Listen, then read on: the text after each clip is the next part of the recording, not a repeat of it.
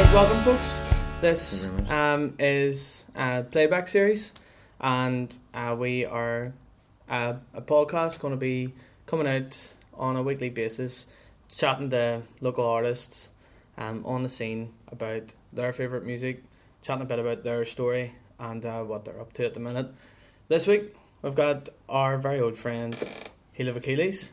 Thank you very much. And we've got Dara and Tom in the chat with us. Boys, how you doing? Doing well. We're doing well. Thank you very much for having us on the podcast. Like, it's quite exciting for us, and as people tell, we're a bit nervous, but we'll get through it. Like so. Because you know, we as between our two bands, you know, we go way back. Like, like from I couldn't even put a year on it, but you know, you're talking at least 2015, maybe 14 if you really go back. But you know, and we were both sort of starting out at similar sort of times, and I don't know, like me and you even especially, like, went to school together. Yeah. And both schools together. Both schools together, primary and secondary, and so I was like always aware of like what you guys are doing, and we're both trying to like sort of get into gigs and stuff at the same time, and even the whole like Black Staff music thing. Yeah. Sort of that all started, you know, like together at the same time, which is brilliant. It's like the first collective I heard of in like local Belfast music. Yeah. Like that was pretty big for what it was, and we were so young when we done that. We were like, you know, Usins would have been like 16, and we would have been like 17 or so, like, you know, and putting together such a big operation like that. I remember the meetings we used to go to down at the dock. Yeah, like, any place where you can get a free coffee. Because we were all just kids. for a pound the pot, you had 4 coffees. It's all right. and we used to turn up. We used to put it up on the wee Facebook group, like, who's coming to a meeting today, and like and literally like 20 people would show up just to like try and book a gig. It was a model that didn't last long, like, but good crack like at the time, and it sort of did get us started, you know, in the world of gigging and stuff like that. Definitely, like, was the foundations of the bond that most of the local bands that were involved in that like created, because ever since then, like, we were always gigging together, like, even though it was like a mixed genre kind of thing, and there was, you know, rock bands, indie bands, like metal bands, all coming together as one and putting on gigs together, which I wasn't seeing any of, you know what I mean, outside of that. Even now, I like, for all the gigs like we would play, there's like not an awful lot of examples of that. Even now it's died out again, you know, that sort of multi-genre thing of I think that was good as for us, not only as our bands, but like as people started following us at the start, because like it was sort of people coming out to local music who like weren't really nailed down to like what type of music they were into, or like they hadn't experienced everything, so it gave everybody a flavour of all sorts of stuff putting on those sort of nights, and that was very common for us back then, wasn't it? Like the multi-genre thing. That was good. Like, it's probably got a lot of people into something they probably would have even listened to. Like, absolutely. Like, a lot of people there wouldn't have like dreamed of going to, say, a metal gig, and then they were there to see someone else, and then they were watching someone, they're like, oh, these are amazing. Then the next band is something completely different. And you get some people who actually enjoyed it, and you're like, well, you know. And people still talk to me about Black Staff.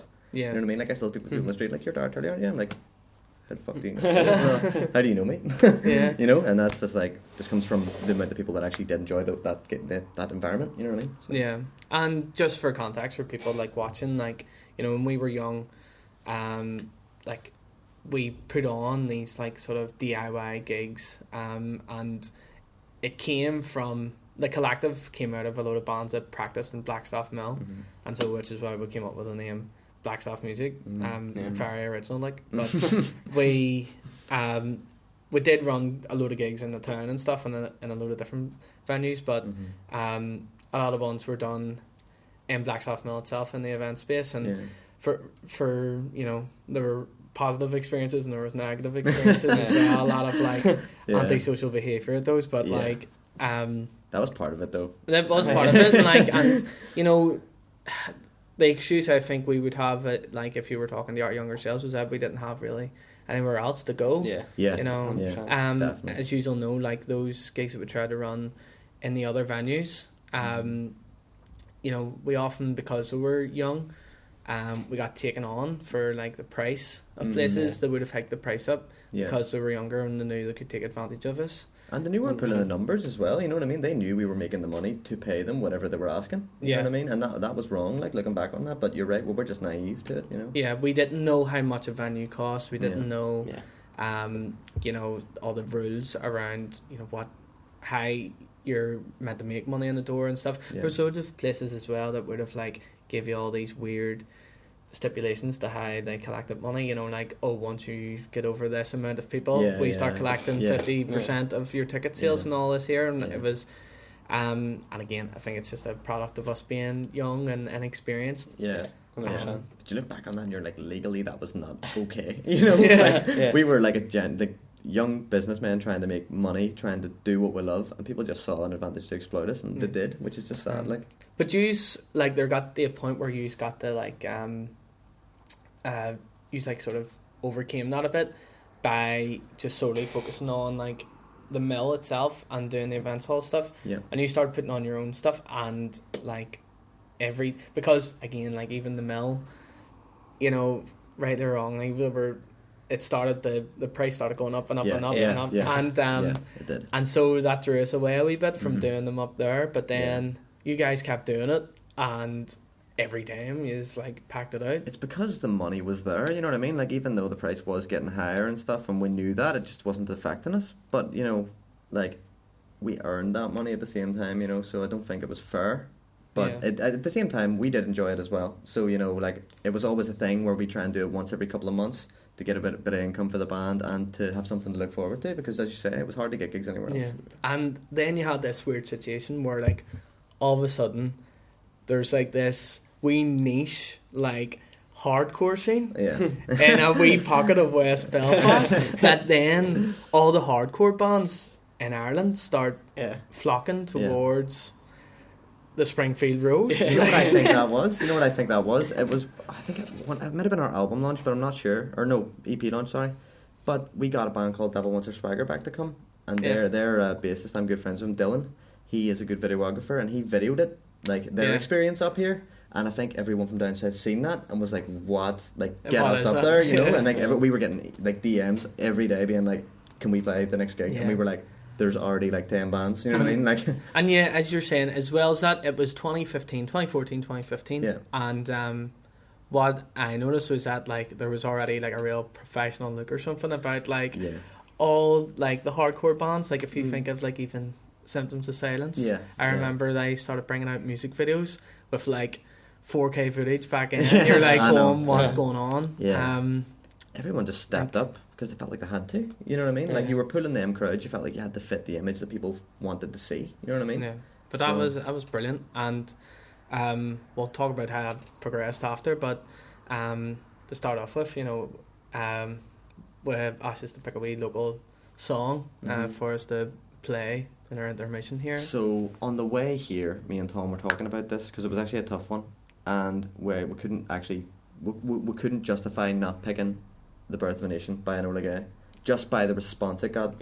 And during the time, it was such a relevant track, you know, with the BLM protests happening in America, and that actually got picked up by radio stations in America, which to me is amazing. Like, you know, so I can't commend that enough. It was perfect timing, good, very, very good track musically. You know, it's different. You know, we all know Joe McVeigh from Black Sabbath music and Ozymandias back in the day, and to see how he's progressed as a musician as well is very evident in the Enola tracks. So I can't compliment that track anymore. Like, 100%. Right, we'll get started then. First track of the day is Enola Gay, Birth of a Nation.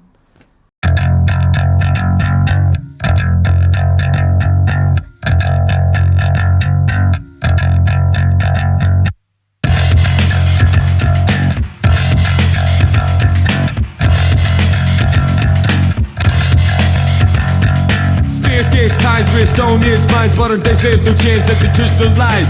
Law funded on stealing and dealing, resorts to shooting and looting. It's just a sign of the time.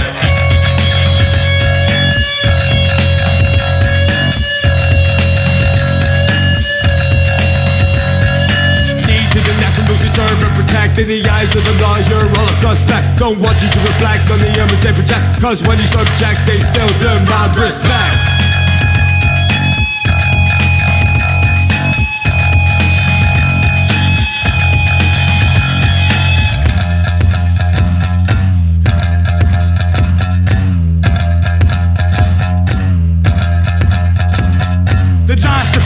The Second Amendment, whose fear for those ongoing resentment. Tear gas to the face, cause the skin was pride. Reminiscent of a story of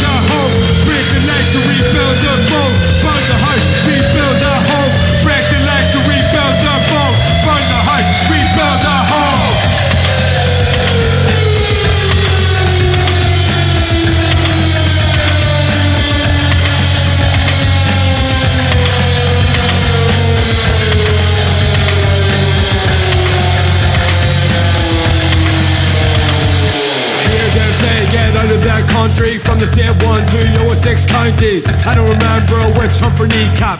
Course not, cause they're not fucking black.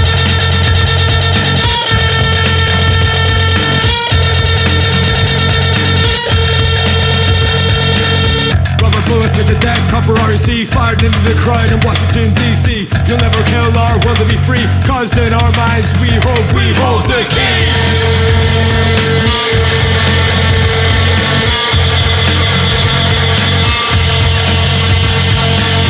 Less hate, less peelers, less madness. More blacks, more dogs, more Irish. Less hate, less peelers, less madness. More blacks, more dogs, more Irish. More blacks, more dogs, more Irish. The black gets whacked, some bonus shots in the back, but the white gets a slap on a better than sack. The black gets killed for the white man still, cause the white man gets off label mentally ill. Break the legs to rebuild the boat. Burn the house to rebuild the home. Break the legs to rebuild the boat. Burn the house, rebuild the home. Break the legs to rebuild the boat. Burn the house, rebuild the home. Break the legs to rebuild the boat. Burn the house, rebuild the home. Break the legs to rebuild the boat. Burn the house, rebuild the home. Break the legs to rebuild the boat. Burn the house, rebuild the home.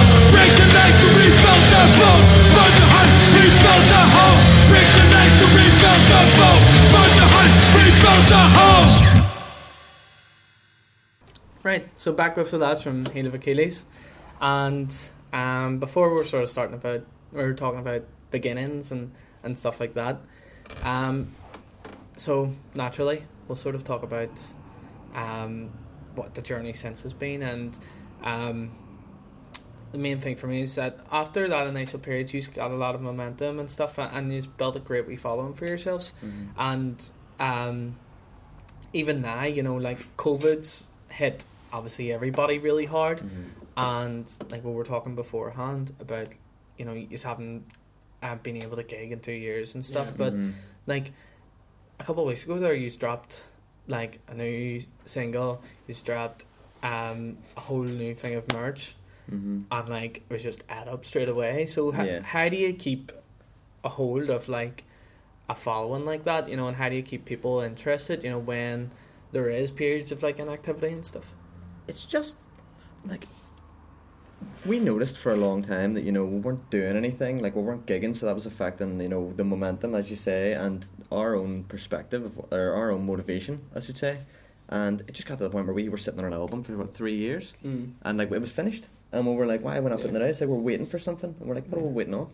So we just said, fed up, just sitting. yeah, let's just do it. Let's just drop it. So we dropped it in February last year. Yeah. During the first lockdown, and we were like, let's just get that out and start new while nothing's happening, because every other musician we know we can count on is making new music right now, and we're just sitting thinking about old music. So we were like, let's just get it out of the way, try and promote it as much as possible, and move on to better things. And that's what we've done, and just put a whole new emphasis on the band. Started selling merch. We had tried before. I don't know if you remember our first t-shirts. No, I do. The white ones with the hand. That was. I have one. I'm probably not about the house. No way. My man's probably the only person that still wears it. So no way mine still fits me. Like they shrunk in the wash like that. I apologise to anyone who bought one. You're not getting refunded. It's up in Portuguese last week. I'm near sure somebody bought a top off us that had like stamps. No, somebody was testing the stamps out, and they thought that like there was a tablecloth on the table. It was one of our shirts. Oh no! And there was like drink spilt on and everything, and I came back and it was away, and I was like, where'd that shirt go? I think somebody bought it, and I was like, no. No. Yeah, as I said, like we looked at the past, saw the flaws in our ways, and we're just like, we need to do this again but better, because, you know, a lot of people, like when we were going to gigs of bands we liked, everyone just told us how the emphasis on like any sort of income for a band is on merch. Yeah. Because, you know, like if you're thinking about like ticket sales of $5 on the door, and you need to bring people to do that, but everyone loves clothes, you know what I mean? Yeah. So we just try and, you know, stick seasonal, try and stick in with what's in fashion, and Paddy's kind of the guy for that, you know, our vocalist, Paddy, he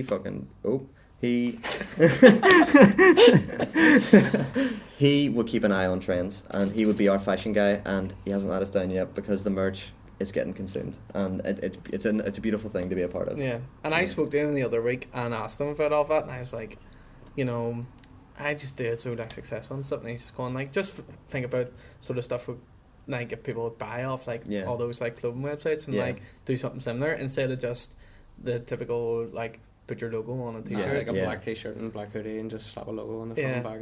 But I think the thing is as well, when we were younger, you probably would have agreed as well, like that it probably didn't seem like cool or something to like think about it like in a fashion sense. Because you were looking at your idols and we're like, what are they doing? I should be doing that. You know what I mean? But now, like, I think the biggest like change in or deciding factor in how successful our merch has been is that we've moved away from what people expect from a metal band to bring out, and we've looked more to like things like ASOS, Boohoo, like, you know, things that people more actually of like an actual brand.